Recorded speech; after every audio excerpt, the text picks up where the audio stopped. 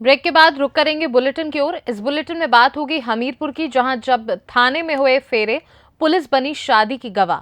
साथ ही बात होगी कर्नाटक की, जहां गाड़ी पलटने से 3 महिलाओं की मौके पर ही हुई मौत। ऐसी तमाम खबरों पर विस्तार से करेंगे चर्चा। खबर उन्नाव से है, जहां लोकसभा चुनाव को लेकर बीते 16 मार्च को चुनाव आयोग की तरफ से आचार संहिता लगाई गई। चौथे चरण में 13 मई को होने वाले चुनाव में उन्नाव को भी शामिल किया गया। आचार संहिता लगने के बाद पार्टी प्रत्याशी के साथ पुलिस और निर्वाचन के अधिकारी भी चुनाव को सकुशल संपन्न कराने के लिए पूरी ताकत से लगे थे। शनिवार की देर शाम प्रचार प्रसार थमने के साथ ही डीएम एसपी ने ड्यूटी में लगे पुलिसकर्मियों के साथ पुलिस लाइन में बैठक कर उन्हें आवश्यक दिशा निर्देश दिए। संवेदनशील, अति संवेदनशील बूथों पर स्थानीय पुलिस के साथ केंद्र की फोर्स की भी तैनाती की गई है। अराजक तत्वों पर कई टीमें पहले से नजर बनाए हुए हैं। यही नहीं, पुलिसकर्मियों की लापरवाही पाई गई तो कड़ी कार्रवाई की जाएगी। उन्नाव में 2498 मतदान केंद्रों पर लोकसभा चुनाव को लेकर वोटिंग सोमवार को शुरू होगी। वोटिंग सकुशल संपन्न हो, इसके लिए जिला निर्वाचन अधिकारी के निर्देश पर सभी बूथों पर सुरक्षा व्यवस्था के पुख्ता इंतजाम किए गए हैं। उन्नाव, मुजफ्फरनगर, गाजियाबाद, बनारस, हाथरस से भी अतिरिक्त पुलिस बल की तैनाती की गई है। लोकसभा चुनाव को लेकर आज पुलिस ब्रीफिंग की गई, किस तरह के दिशा निर्देश दिए गए? जैसा कि आप सबको अवगत है, चतुर्थ चरण का चुनाव उन्नाव में 13 तारीख को संपन्न होना है और कल पोलिंग पार्टी की रवानगी है। उसी के संदर्भ में मेरे द्वारा और जिलाधिकारी महोदय द्वारा आज सीएपीएफ और आर्म पुलिस और पुलिस की ब्रीफिंग की गई है। जो दिशा निर्देश, किस तरीके से ड्यूटी करनी है, किस प्रकार का मतदान केंद्र पर व्यवस्था रहनी है, 100 मीटर के अंदर, 200 मीटर के अंदर, कौन अलाउड होगा, कौन अलाउड नहीं होगा, ये समस्त निर्देश जो हैं अधिकारियों को दिए गए हैं। जोनल मजिस्ट्रेट, जोनल पुलिस अधिकारी, सेक्टर पुलिस अधिकारी, सेक्टर मजिस्ट्रेट, इन सब का क्या कर्तव्य रहेगा, क्या दायित्व रहेगा, सभी को ब्रीफ किया गया है। और ये भी ब्रीफ किया गया है कि किसी प्रकार का कोई भी पक्षपात ना करे, सभी निष्पक्षता से चुनाव संपन्न कराएंगे और इसी संदर्भ में ब्रीफिंग की गई। उन्नाव से सी न्यूज संवाददाता अजय कुमार की रिपोर्ट।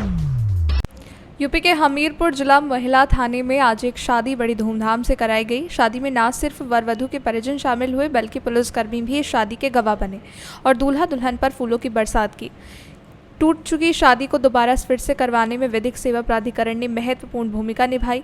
हमीरपुर मुख्यालय का महिला थाना आज उस वक्त ढोल नगाड़ों से गूंजा जब यहां शादी से पहले ही टूट चुके रिश्ते एक बार फिर राजी खुशी से शादी करने को तैयार हुए।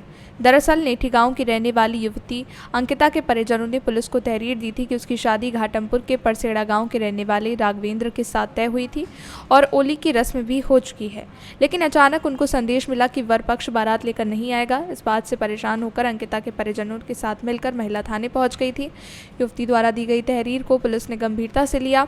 वर पक्ष को थाने में तलब किया तो पता चला कि दोनों परिवारों के बीच रिश्ता तय कराने वाले ही कुछ गलतफहमियां पैदा करके इस रिश्ते को खत्म करना चाहते थे। तय हो चुकी शादी में आई खटास को दूर करते हुए शादी संपन्न कराई गई। इसके लिए विधिक सेवा प्राधिकरण ने महत्वपूर्ण भूमिका निभाई और दोनों परिवारों के बीच आई खटास को दूर करते हुए शादी के लिए राजी करा। क्या वजह रही है कि आज महिला थाने में शादी करना? वही बीच का बिछवाने में होता है ना, उसी की वजह से यहाँ क्या हुआ? वही तो यही कह रहा था कि हम तुम्हें सजा करा देंगे, ये करा देंगे, मारेंगे। क्योंकि हम लोगों के बीच में कुछ ऐसी बात हो गई थी ना। पहले आप लोग की शादी तय थी, कितने दिन तक मामला चलेगा? ये 10 दिन बाद। तो आप लोग अपने परिवार वालों के साथ हो? उनका क्या नाम है? अंकिता। हम